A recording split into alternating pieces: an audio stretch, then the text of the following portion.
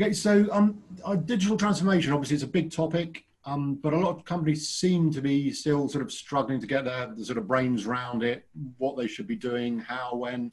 I know it's quite a big question to ask to start, but you got any ideas, thoughts as to why it is proving so difficult for so many? Yeah, I think it's one of those things where organizations still don't really understand what journey they need to go on. I think that the challenge is really understanding, I suppose, and this is something we as an organization are part of our strategy over the next 12 months is to really help organizations with this. But it's really to understand what data you have as an organization, what departments need to move up the stack in terms of where they are on that journey. We're seeing a lot of work around what they're calling a data maturity model, which and we're doing a bit of work with some of our larger customers just to understand where they are in this process, because I think part of the challenge isn't we need to go on a data transformation journey. It's really, where do we start? Where are we today as an organization? I think the impact of COVID has had a massive, I guess, it's a bit of a wake-up call to some organizations around where they are on that journey and what more they need to do. Do they need to enable workers to be able to be more flexible? Do they have the systems in place to allow workers to be at home? And I think that's been part of the wake-up call has been COVID. So I think it's the biggest part is just understanding where to start. And then also who's going to help you along that journey as well. And so, I mean, clearly there are some fairly significant advantages. I mean, there's sort of nice to haves, and I guess as well as we've seen, with the high street changing dramatically over the last few years, yep. There's almost an essential angle to it that if you don't sort of adopt some of these sort of digital transformation ideas and technologies, you're going to get left behind or you find yourself obsolete. So you perhaps surprised that more companies haven't worked out that it's a must-have, not just a nice-to-have. I suppose yes and no. I think organisations are always going to be, particularly some larger kind of more legacy organisations are always going to be slightly behind the times when it comes to their systems they're running, and they may be running legacy systems because of legacy applications that they need as a business and need to be able to run, and they haven't necessarily had the budget to look at projects around those applications or around those processes, or it's just not been a focus for them. It's not been something that they've felt like actually they can drive any value in. So I think that now what we're seeing is the fact that organizations can see digital transformation not just as a journey to improve systems, but also potentially a journey to cost save as well. So if that's for many organizations, that's obviously important, particularly right now, probably. So if they can go on a digital transformation that allows them to see some savings and see some ability to cut some costs across the business, then it's something they're going to start looking at, and it's important. And in terms of the aspects, I mean, everyone's talking about data. I know the cliche, data's the new oil, all that stuff. Do you think data analytics and leveraging, monetizing data is the killer app, if there is one, for digital transformation, or is better, smarter, more agile infrastructure equally important? How do you sort of characterize what's available and what's optimum? Yeah, so I mean, I think around the topic of the power of data, I think organizations being able to understand what they have within their data estate allows them to really be able to make decisions around what they change and what differences they can actually make. Because I think one of the biggest challenges they have is that many organizations have got a huge amount of data that they actually don't really know what it's doing, and they don't really know the value that it's got. You could look at an organization like Fujitsu, where we've got a huge amount of data sat across a multitude of systems, and actually there's probably a huge amount of value we could drive as an organization to demonstrate these, where that value is, and where what I suppose the data can actually provide, what information that data can provide to an organization. So that's why we talk a lot about how you can monetize the data and how you can drive potential cost savings or revenue increases, or even if it's a manufacturing organization that want to drive some efficiencies in production, if they can understand a little bit about a potential, they can understand some of their data and understand how that could potentially then impact their time from, time to go through the factory and time to produce something, then that could then impact their business and provide them some business value that they can take from that data. So yeah, I think it's so important that how this data is utilized and how you then work with organizations to get some power from it. And in terms of assisting people with that sort of process and the wider digital transformation sort of idea, obviously there's a variety of approaches. Yourselves, you've got if I'm right thinking, a pay-as-you-go model. Can you sort of talk us through a bit about the thinking behind that and what it's doing for customers? Yeah, so obviously as part of our DDTS strategy, which is our data-driven transformation strategy, we kind of have four pillars of that strategy, and one of which is really about the delivery of the potential technology that can support organizations. And that is through some kind of pay-per-use model. So this offering is our use-scale pay-per-use offering. And it's something that allows organizations, it's a mechanism that allows organizations to consume the technology that we offer as they would potentially be utilizing it. So it's giving them a cloud-like billing model for physical hardware. And if that means that we can enable them to, I suppose, if it's a change in technology in order to drive a new data platform for them as an organization, and then they utilize that platform on a model where they pay as they grow that platform, then we as an organization have the ability now to provide that on a consumption-based model, which I guess drives a huge amount of value, and it also drives their CapEx costs down, because they're not having to upfront a huge amount of CapEx for a potential platform. And in terms of the sort of I'll use the word pillars, but the aspects of that, I mean, are we talking storage, networking, servers? Is there more? I mean, are there applications you're offering as well? What's the sort of? Yeah, so the types of technology we would offer on these types of platforms can almost be anything within our portfolio. So we are obviously, for us sat in the product business in Fujitsu, we can, that could be servers, that could be a storage device, that could be one of our integrated system portfolio, which would include software vendors such as VMware, Nutanix, Microsoft. So it could be a multitude, and also we're not necessarily just in scope to provide just the hardware and these types of modules. We have the ability to provide a multitude of services as well.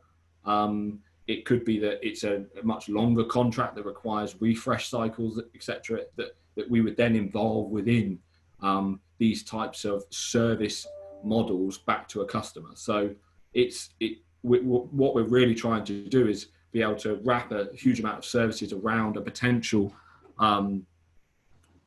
offering that then can add a huge amount of value to a customer that is looking to take on some of these data challenges.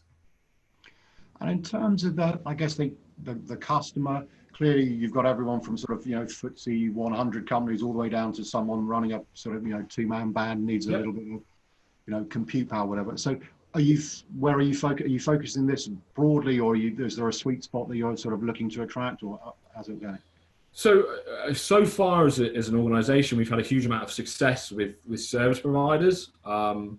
That's where I currently sit in the business, but the pay-per-use model is fit for any kind of mid to large enterprise size customer. And that includes end customers. It doesn't have to just be service providers. It's just that we as a team and as an organization have seen some success in that market. But yeah, these types of models are fit for an array of customers in an array of sectors, because I think we're seeing how in every sector organizations are looking to consume technology in this manner. They are looking to consume technology in the same way that they consume AWS, Azure, Google Cloud. So they are wanting to do the same for their on-premise equipment.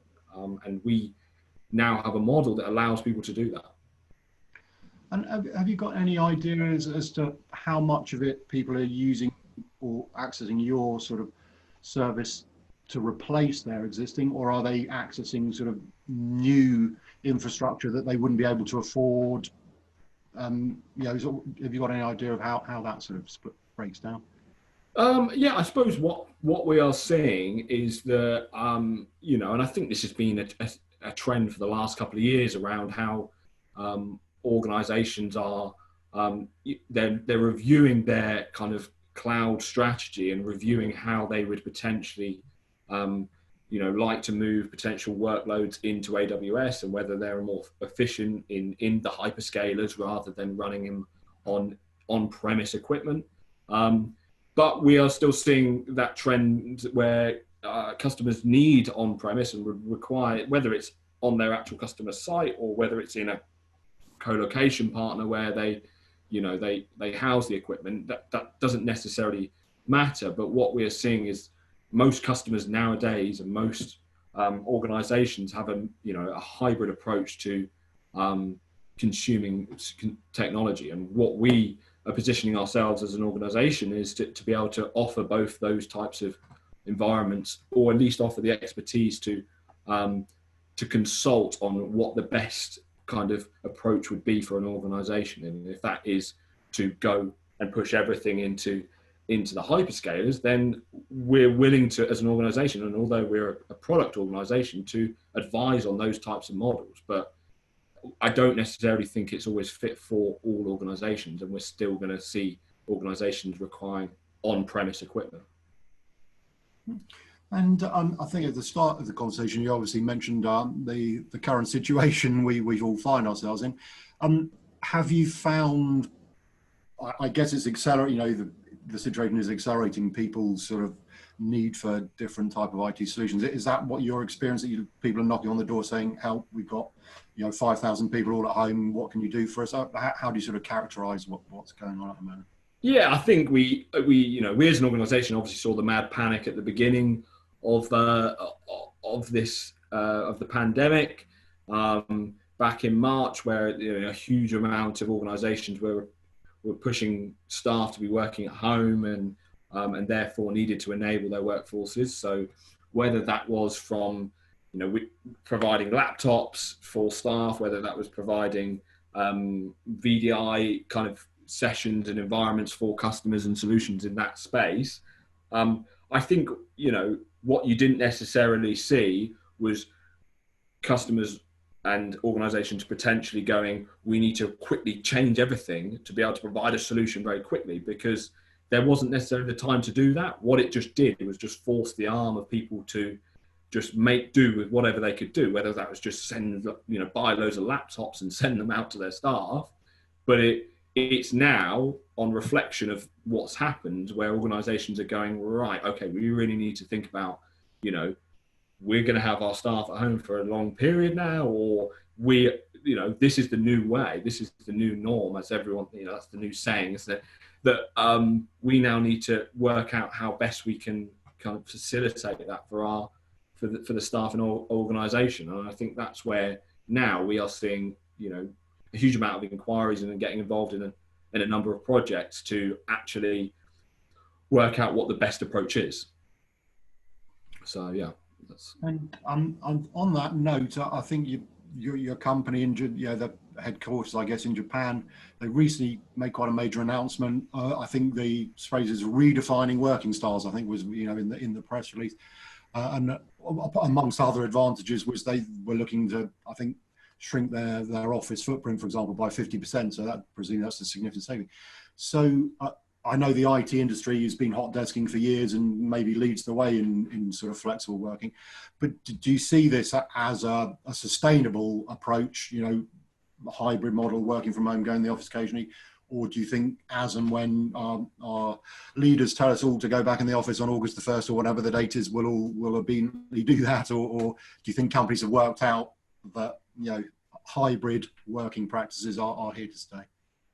Yeah, I mean, obviously it was a hugely positive message from Fujitsu to come out in Japan and make that kind of statement around the office space. I think that actually the intent is for us as an organisation is to continue with this kind of hybrid approach and be able to give staff, you know, it's not saying to our staff, you have to work from home or you have to work in the office. What it's doing is giving them the ability to decide what they do based on that particular week, that particular day, their circumstances at home, or you know, what we'd prefer as an organisation is be able to, you know, 1 week a member of staff may work from home 2 days and go into the office because they want to and find that they need to have a meeting with someone, or, you know, so it's giving that flexibility. And I think that is probably the approach that many organisations will strive towards. And we as an organisation have always been, I suppose, like you've said, in the IT industry, there's always been an element of home working.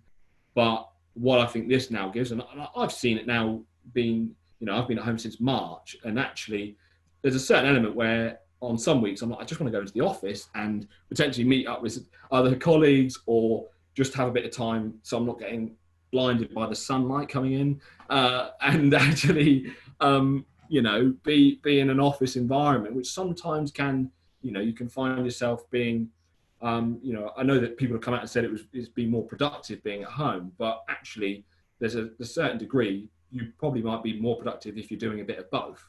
And that's where organisations are probably, I guess that's the point they're making now. And we as an organisation, as much as we're reducing the amount of office footprint, what we're doing is also making significant investments and changes into our office spaces to make them more of a flexible type of office rather than, you know, just having a standard kind of traditional desk. It might be a bit more kind of a younger office, should I say. I don't know if that's the right word, but I'm going to use it.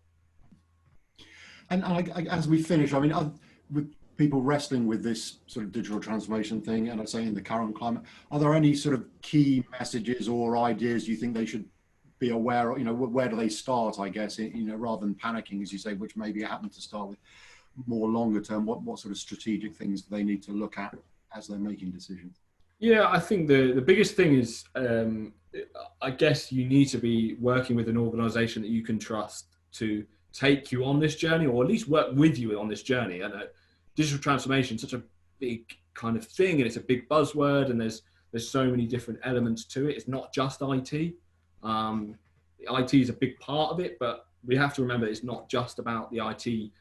You know, the IT departments in these organisations. It's across the whole of the organisation, and therefore you need to be working with not just one either. You know, a multitude of partners that can support you on the journey you want to go on, and also at the beginning of it, give you an idea about where you want to get to. And I think that's part of what our strategy is about, is really understanding what the outcome needs to be.